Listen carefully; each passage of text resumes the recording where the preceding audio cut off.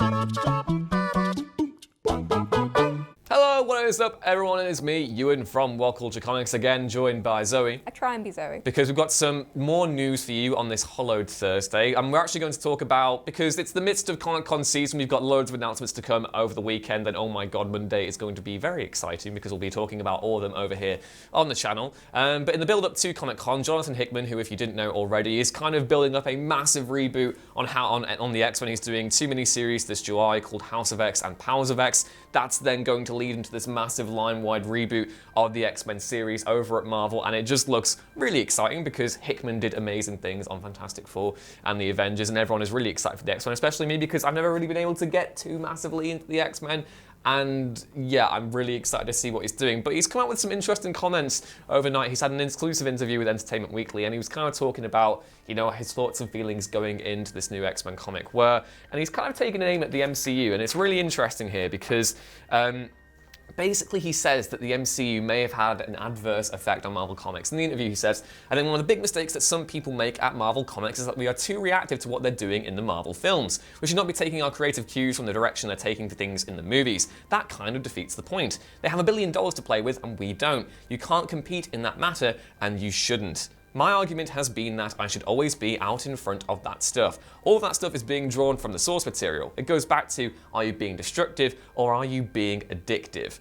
I find that really interesting, especially because, you know, the MCU has had a really interesting influence on Marvel Comics. We've seen them change lineups and teams and even personalities in reacting to it. Like, Star-Lord before Chris Pratt came along was a completely different character. All of the Guardians, essentially, the minute the film came out, it was like, what if we just changed it to that? Like, I don't necessarily think it's a bad thing, but I think it is interesting to see that the MCU has been so big that it's actually affecting the industry that it comes from, if that makes any sense. It's really noticeable to me, and I think, you know, I can't criticize comics for trying their best to get in new readers, and probably one of the best ways Marvel see of doing that is by appealing to the MCU crowd and saying, well, look, you like Infinity War's coming out this year, let's release an event called Infinity Wars and kind of try it in that way and see if you want to come in. But I think, you know, maybe that's potentially misreading the room. You know, having an Infinity War event in time for Infinity War maybe is misreading the point a bit. Maybe you should just be encouraging readers to get into comics in different ways. Like, you know, you could have comics based on the MCU in the sense that you have a literal universe dedicated to them.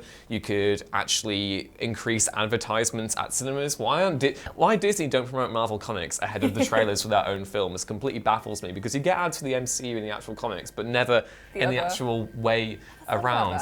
Yeah, but it's really interesting. I don't know how to feel about it, because I think the MCU has done many good things.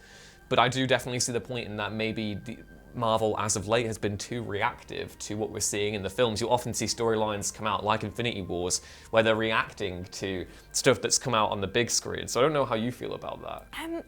It's sort of... I agree in the sense that, like, obviously, people are always going to watch the films and then think, oh, I wonder if there's a comic. But it's like, with films, people don't read the books of the film that they watch. So I think it's one of those things where, like, I think Hickman's right. Like, comics should be setting the precedent to make it so people can make great films instead of being like, you like Spider-Man? I'll bring you Spider-Man. Yeah, I totally agree. But yeah, I want to know what you all think of Hickman's comments down in the comments below. Is the MCU having an adverse effect on Marvel Comics, or has its influence actually been better felt? Please let us know, as always, down there. And don't forget to like, share, and subscribe, and head back on over to whatculture.com/comics, where we'll list news and articles like this every day. As always, I've been Ewan, catch me on Twitter @EwanRuinsThings, and I've been joined, as always, by Zoe. I'm still Zoe, and you can find me at Zembascale. We'll see you next time. Bye. Bye.